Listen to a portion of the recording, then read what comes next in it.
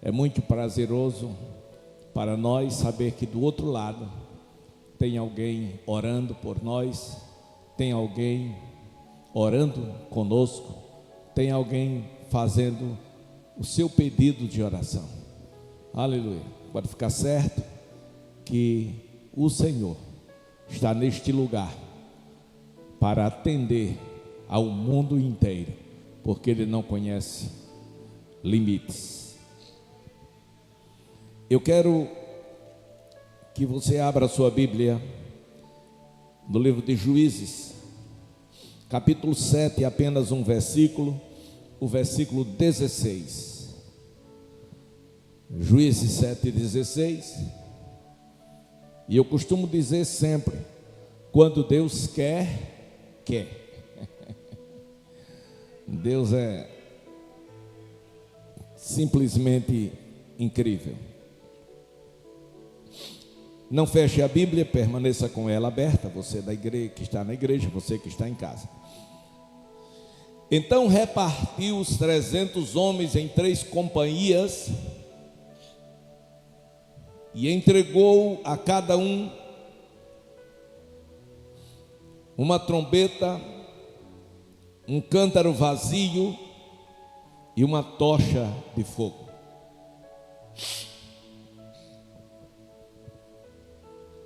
Então repartiu os 300. Ele repartiu quantos? 300.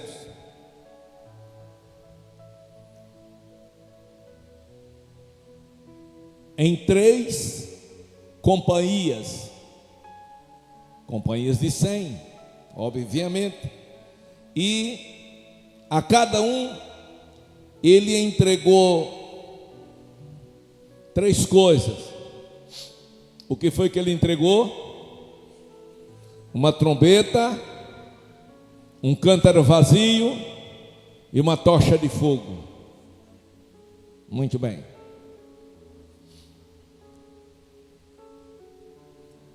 Esta noite, esta tarde, desculpem, eu quero, do coração de Deus para o seu coração, trazer a lembrança do que você representa para Deus. Quero nesta tarde fazer com que você lembre que você não é qualquer pessoa. Quero te lembrar que você é filho, é filha de Deus. E como filho e como filha de Deus, nascido neste reino, você não nasceu nem para empatar, imagine para perder. Neste reino, você nasceu para ser mais que vencedor, mais que vencedora. E Deus conta com você nesta batalha. E você nesta tarde, quero que você se sinta não apenas ou simplesmente um vaso, mas sobretudo, quero que você saiba que você é um instrumento nas mãos de Deus.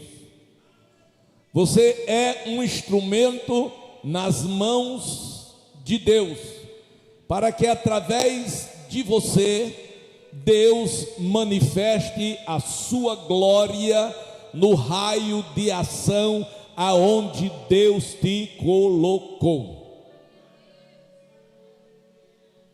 Nós não somos caudas, nós somos cabeças. De posse deste texto, eu quero trazer a lembrança aos amados irmãos que quem repartiu estes 300 homens foi Gideão. E Gideão era um instrumento nas mãos de Deus. E isto não foi meramente uma habilidade de Gideão. Não, Isso foi um projeto de Deus. Foi Deus que o orientou, foi Deus quem o dirigiu, foi Deus quem o usou. E por esta razão, ele, orientado por Deus através do Espírito Santo, ele dividiu os homens que Deus havia lhe dado para derrotar os inimigos do povo de Deus. E os inimigos do povo de Deus eram os midianitas, uma nação pagã. Israel fora entregue nas mãos dos midianitas por 7 anos. E a pergunta é: ora, por que Israel foi entregue nas mãos dos midianitas por 7 anos? Glória a Deus. E a Bíblia traz a resposta. Antes, porém, eu quero dizer que quando todos haviam desistido, quando todos não criam mais, quando todos não tinham mais esperança, havia um Gideão que não retrocedeu, havia um Gideão que não desistiu, havia um Gideão que não perdeu a fé. Aleluia. E este homem, enquanto o povo de Deus recuaram e se conformaram com a situação, ele não se conformou. E ele resolveu malhar o trigo no lagar. E ele ficou ali fazendo aquela obra para escapar no lagar, para escapar das mãos dos midianitas. E foi o que aconteceu. E foi assim que Deus o achou. Deus ainda procura. Eu disse o quê? Deus ainda procura homens, mulheres, jovens, que não abram mão da promessa de Deus nas suas vidas.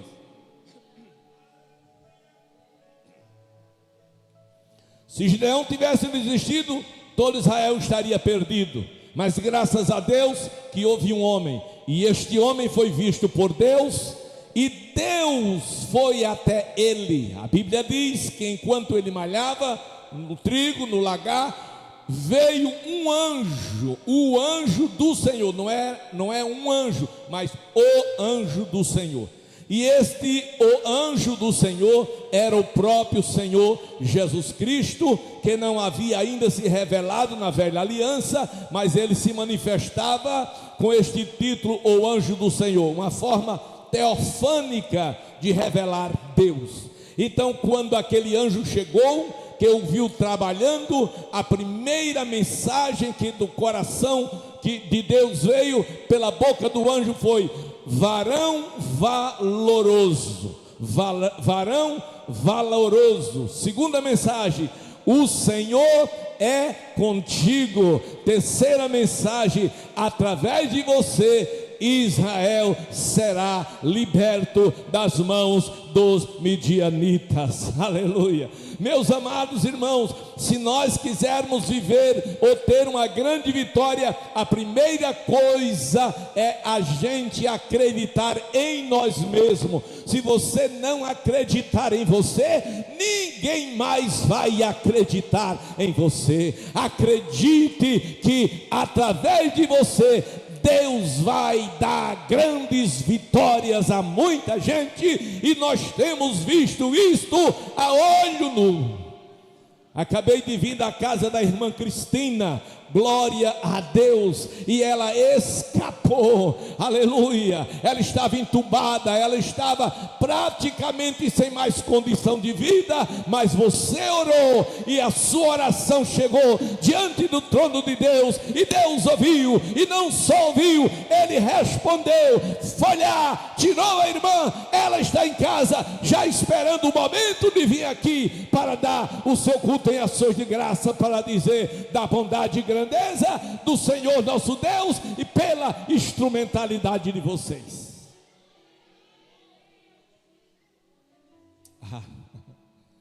Aleluia, aleluia. Aí Gideão, que não era exaltado, porque nenhum servo de Deus, nenhum instrumento nas mãos de Deus é exaltado. Ele era um homem muito simples.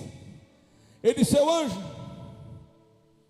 olha, a minha tribo, ou a minha clã, é a menor de Israel, e eu desta família menor, eu sou ainda o menor. Aleluia, glória a Deus. Mas sabe, irmãos, Deus não usa quem pode, quem sabe. Deus usa quem não pode, quem não sabe. Aleluia.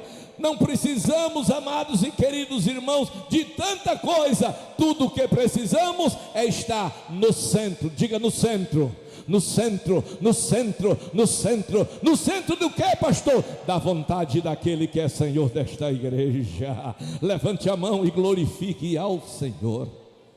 Então, amados irmãos, a situação de Israel era precária. Aleluia.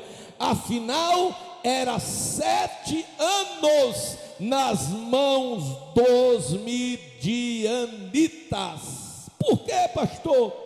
Eles estavam há 7 anos nas mãos dos midianitas. Capítulo 6, versículo 6, 1 e 2. Juízes 6, 1 e 2.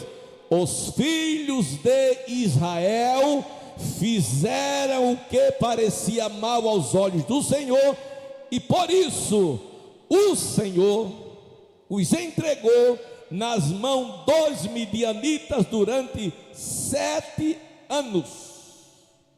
Então eles, não foi a força dos midianitas, não foi o poder dos midianitas, não, mas foi a mão de Deus, mas foi o juízo de Deus através dos midianitas que invadiu Israel. E por quê? Porque eles fizeram o que parecia um mal perante os olhos do Senhor. Por quê? Porque o pecado, ele tem preço. Glória a Deus. No versículo 2, os midianitas prevaleceram contra Israel, e por causa dos midianitas, os filhos de Israel fizeram para si covas que estavam nos montes, cavernas, fortificações por causa dos midianitas. Então, irmãos, Israel agora, de povo que era povo de Deus, de povo que era cabeça e não era cauda, agora aquele povo abençoado por Deus, eles agora estavam vivendo escondido nos montes, escondido nas cavernas. Aquele povo estava sem condições econômicas, porque tudo quanto eles plantavam, os midianitas vinham e destruíam. Eles não podiam mais criar, porque da mesma sorte as criações deles eram levadas. Israel se enfraqueceu. Por que Israel enfraqueceu? Porque fizeram o que parecia mal perante os olhos do Senhor. Aleluia. Eles não deram ou não quiseram dar ouvidos à voz do Senhor, seu Deus. Veja o que está em Deuteronômio capítulo 28, 1 e 2 e versículo 15. Versículo 28 diz: se vocês ouvirem a voz do Senhor, seu Deus, ouvir. Segundo, tendo cuidado de guardar os seus mandamentos que hoje lhe ordeno. Terceiro, o Senhor teu Deus te exaltará sobre todas as nações da terra.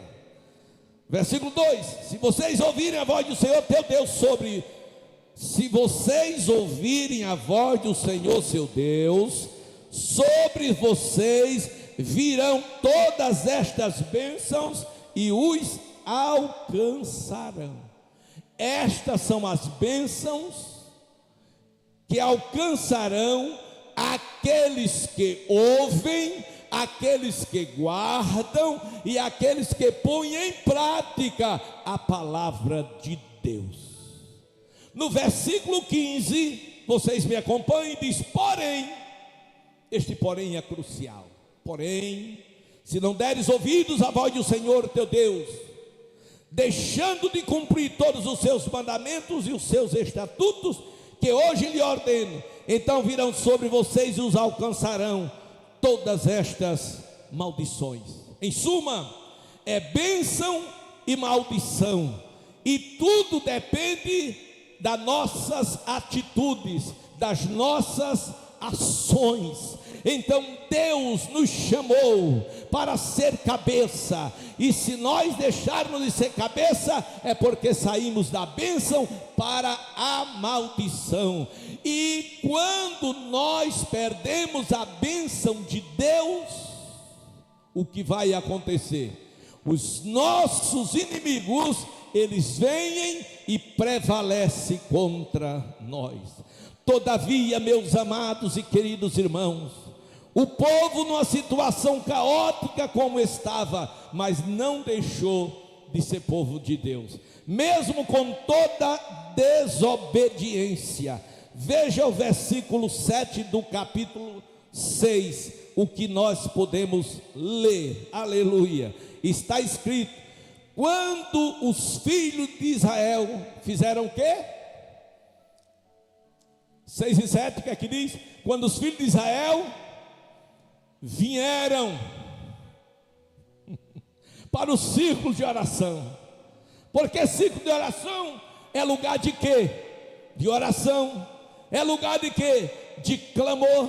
É lugar de quê? De petição. Aleluia. Então todas as vezes que o crente se prostra na presença deste Deus tão grande, deste Deus tão poderoso, deste Deus tão real, deste Deus tão presente, este Deus manifesta na vida deste crente, aleluia, a sua glória, e ele traz respostas, ele traz solução, e ele abençoa o seu povo. 6 e 7. Quando os filhos de Israel clamaram ao Senhor por causa dos midianitas, preste atenção, não perca, eles só clamaram quando perderam as suas casas, quando perderam os seus bens, quando tiveram que ir para as covas, para as cavernas, aí que eles se lembraram do Senhor, Jeane, de sorte que quando eles estavam bem economicamente, bem socialmente, bem moralmente, eles estavam esquecidos do Senhor e não deram ouvidos à voz de Deus. O que isto quer dizer? Na atual conjuntura, é aquele crente que não dá ouvidos, ou seja, não tem interesse de vir para a igreja, para o culto de doutrina, não tem interesse de vir para o círculo de oração, ora em casa mesmo, ora nada, ele não tem interesse das coisas espirituais, ele valoriza mais as coisas materiais, ele valoriza mais as coisas de baixo e deixa de valorizar as coisas de cima. Mas o socorro nosso vem do Senhor, vem de cima, aleluia. Quando o juízo de Deus veio, aí eles se lembraram, esquecemos, deixamos o que? De dar ouvidos à voz do Senhor. O Senhor já falou: orai sem cessar, e nós não estamos orando. O Senhor disse: meditai na minha palavra de dia e de noite, nós não estamos meditando. E agora estamos sofrendo, estamos perecendo, aleluia.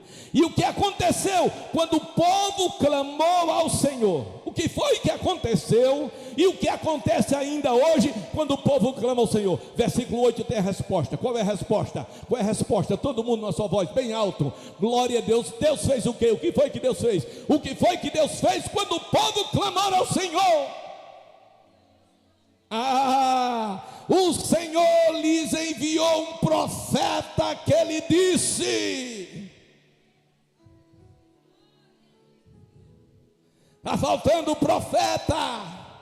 O mundo está cheio de pregador, e pregadores e pregadoras, mas está faltando profeta. E o povo já não quer ouvir pregadores, o povo quer ouvir os profetas. Pastor, qual é a diferença do pregador para o profeta? O profeta, ele transmite do coração e mente de Deus aquilo que Deus lhe fala. E o pregador não, é aquilo que ele pesquisa. É bíblico? É bíblico, aleluia, glória a Deus. Mas o profeta, ele trata diretamente do coração de Deus para o coração do povo. La shakarama rokeponama sharama. Aleluia! O profeta abre a sua boca e diz: assim diz o Senhor, Deus de Israel. Que foi que ele disse? Deus disse, aqui é o profeta, aqui é Deus, na boca do profeta: eu tirei vocês do Egito, da terra da escravidão, da servidão. Eu livrei vocês das mãos dos egípcios, livrarei de todos os seus opressores. Eu expulsei e dei a vocês a terra deles, e disse: eu sou o Senhor, o Deus de vocês. Eu sou o Deus de vocês. Não adore deuses dos amorreus em cuja terra vocês estão morando, mas vocês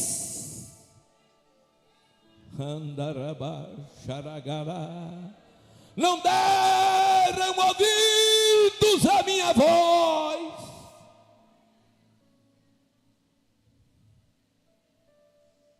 Por isso que vocês estão sofrendo estas consequências.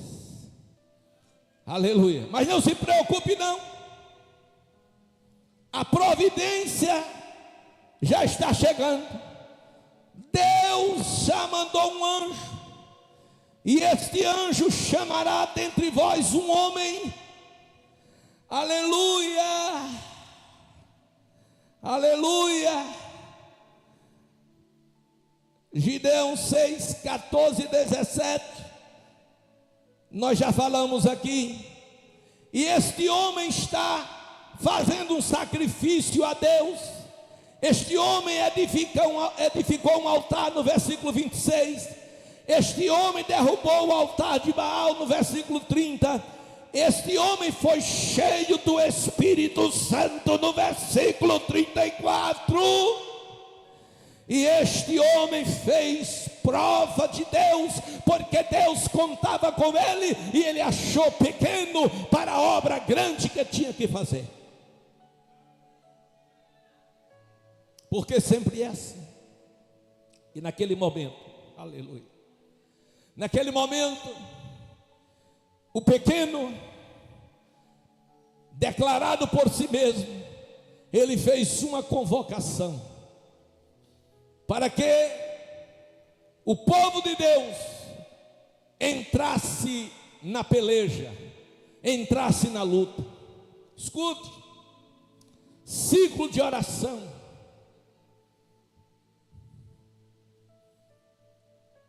é uma guerra no mundo espiritual, e só sabe quem faz parte dele. Quando você entra nesta guerra, o inferno se levanta contra você. Por quê? Porque quando você resolve decididamente fazer parte do ciclo de oração, você se levanta para desfazer. Eu disse desfazer. Desfazer o quê? As obras de Satanás. Quando você entra para o ciclo de oração, você entra para libertar as pessoas que estão acorrentadas e cativas. Quando você entra para o ciclo de oração, você entra para quebrar toda a influência do inimigo contra a vida, até dos crentes. E o diabo não gosta nada disso. Então Gideão faz uma convocação, e a primeira convocação para aquela grande batalha, que o objetivo era livrar-se das mãos dos midianitas, ele moveu o coração do povo, e todos queriam serem livres das mãos dos midianitas, porque não tinham mais qualidade de vida. Então todos disseram: nós iremos contigo, Gideão. E ele conseguiu arregimentar 32 mil pessoas. Eu disse 32 mil pessoas, era muita gente. Então vamos embora. Lá vai os 32 mil pessoas. Aí Deus disse: para, Gideão, para aí. Antes de você entrar no campo de batalha, faz um culto de doutrina. Estou conjecturando. Faz um culto de doutrina. Aleluia. Tem que ter doutrina, irmão. Igreja sem doutrina é um mero ajuntamento de pessoas descompromissadas. Doutrina do povo. Aleluia. Gideão fez a convocação. Senhor, eu prego sobre o quê? O tema de hoje é: os covardes ficam. É o tema, Gideão. Ele disse: sim, senhor. Aí ele pregou, e no final disse: olha, quem for covarde pode ficar. Esta guerra você não vai ganhar sendo covarde. Você não pode entrar numa guerra com medo, ou já convicto que vai perder. Então os covardes podem, porque é uma guerra de vida ou morte. Você está preparado para morrer? Vamos embora. Quem não tiver, pode sair atrás. Eu lembro-me de uma viagem que eu fiz para o sertão, fui pregar por lá, e a gente voltamos 1h mais ou menos da manhã. Aleluia. Eu estava com quatro obreiros, 4 crentes abençoados, tudo obreiro. Aí era muito tarde, eu com sono, querendo chegar logo. Aí eu pé no acelerador. Aí quando chegou mais ou menos em 140, 150, os irmãos começaram a tremer, ficaram com medo. Não se preocupe não, aqui todo mundo é crente, todo mundo é salvo. Se a gente não chegar em Maceió, mas a gente chega no céu. Aí teve gente que deu o passamento. Então, meus amados e queridos irmãos, o problema é estar preparado para a batalha. O problema é saber que não está sozinho. O problema é saber que o que está em você é maior do que o que está no mundo. O problema é saber quem te chamou, quem te arregimentou. O problema é ter certeza que Deus vai consumar a vitória. Está escrito, e esta é a vitória que vence o mundo, a nossa fé. 1 João 5:4. Oh glória, tira, aleluia.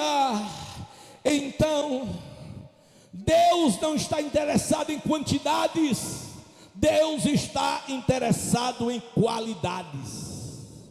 Diga-se de passagem que hoje as pessoas têm mais interesse em quantidades do que em qualidades. É muito simples você fazer uma análise disso aí. É você ir para qualquer igreja que tenha qualquer fama, por mais alta que ela seja. Você vai para esta igreja, ou no culto de doutrina dela, e você vai ver ali uma meia dúzia de pessoas. Aí essa igreja faz um show gospel, aí você vai, aí lota o ginásio, lota tudo, é gente por tudo quanto é lugar. Aleluia. Por quê, irmão? Porque as pessoas estão interessadas, na maioria das vezes, e delas estão interessadas em movimentos, não movimentos do espírito, mas movimento da carne. Mas os que são instrumentos da mão de Deus estão interessados na vitória por Cristo Jesus, o nosso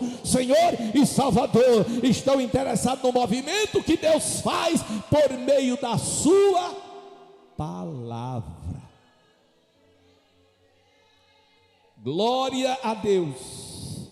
Aleluia. Então, irmãos, escute, já estamos chegando no nosso horário.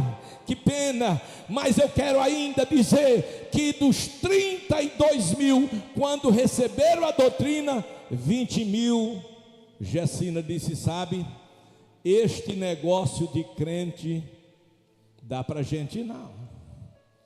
E se a gente morrer?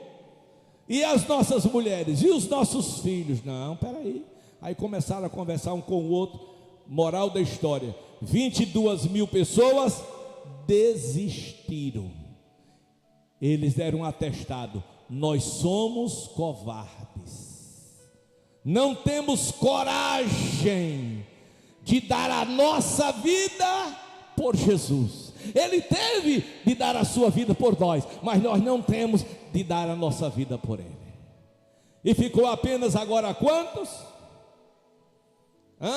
Não, 32 mil, menos 22 que voltaram, ficaram 10 mil. 10 mil. A Gideão olhou assim, eu acho que desconsolado. O pastor olhou assim, disse, não é possível, essa igreja é tão cheia, lotada, 32 mil pessoas, e agora só tem 10 mil, meu Deus do céu, acabei com a igreja, com essa doutrina. Tem pastor hoje que tem medo de dar doutrina na igreja, glória a Deus, para a igreja não fechar. Aleluia, aleluia. Aí o Senhor disse, pronto Senhor, agora podemos ir para a batalha. O Senhor disse, não, calma, ainda não. Leva o povo para o rio e mande que o povo beba água. O que é que tem a ver? Tem a ver, tudo com o quê? Com a vigilância. Quem está na guerra não pode estar de qualquer maneira, tem que ser vigilante. E o Senhor disse a Gideão, manda o povo beber água e você vai ficar observando. Aquele que se abaixar completamente para beber água com as duas mãos na água, esse não tem condição de estar na guerra. Agora aquele que beber água com uma mão, se abaixa, bebe água com uma mão e está olhando para um lado e para o outro, ver se o inimigo está por perto. Pode contar com esse. Com esse você pode contar. Com esse você pode contar. Aí quando Gideão contou, só tinha 300. 9.700 não estava cheio de boa vontade, mas despreparado. O Senhor disse, não, sério. Disse, e agora? Mande voltar. Gideão, sim senhor. Voltou e disse, Senhor, não dá mais para ir para a guerra. Por que não? Só com 300, contra os midianitas. Glória a Deus, aleluia. Queridos, Davi precisou só de uma funda para derrubar um gigante. Moisés precisou só de uma vara para abrir o mar vermelho, aleluia. Só de um cajado para bater na rocha e flui água. E você precisa só de uma palavra para que Deus seja glorificado em Rio Largo pela sua boca. Oh, aleluia. Todo servo útil na conquista do mundo para Cristo é um vaso. O que foi que eu disse? Todo servo útil. Diga, servo útil. Diga, eu sou um servo útil, pronto para conquistar o mundo para Cristo Jesus. Então você é um vaso. Você é um vaso. Um vaso escolhido por Deus. Pastor, mas eu sou tão pequeno. Graças a Deus, porque você é pequeno. Glória a Deus. Você é um vaso e vaso de barro, mas o Senhor esconde tesouros em vasos de barro. Oh, glória a Deus. E com esses 300, vamos ficar de pé. Vamos ficar de pé, que eu não gosto de passar do tempo.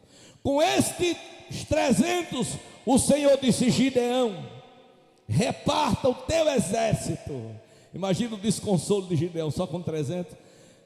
E agora, Gideão, reparta entre 3 companhias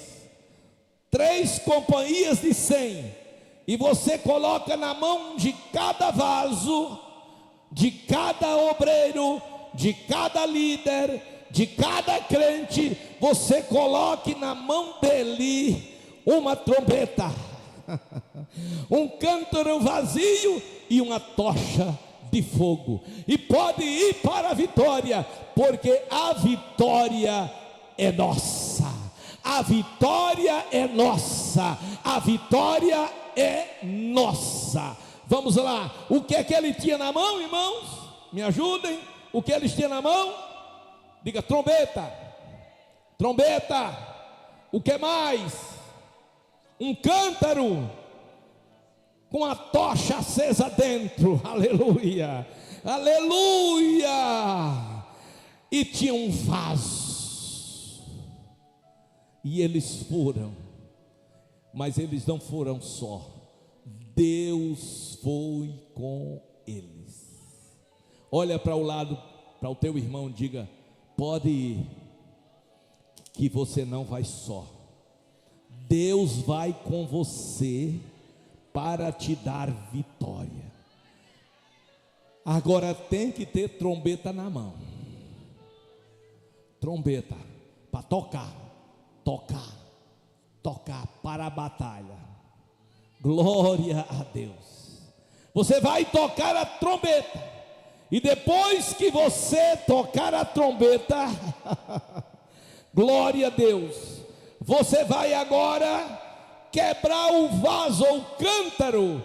Quando você quebrar o cântaro, dentro dele vai ter uma tocha de fogo, e quando o inimigo vê o barulho da trombeta, o barulho do cântaro quebrado, que fala de quebrantamento, e quando houver o quebrantamento, a tocha aparece acesa, e os inimigos baterão em retirada, porque sabe que Deus é na sua vida.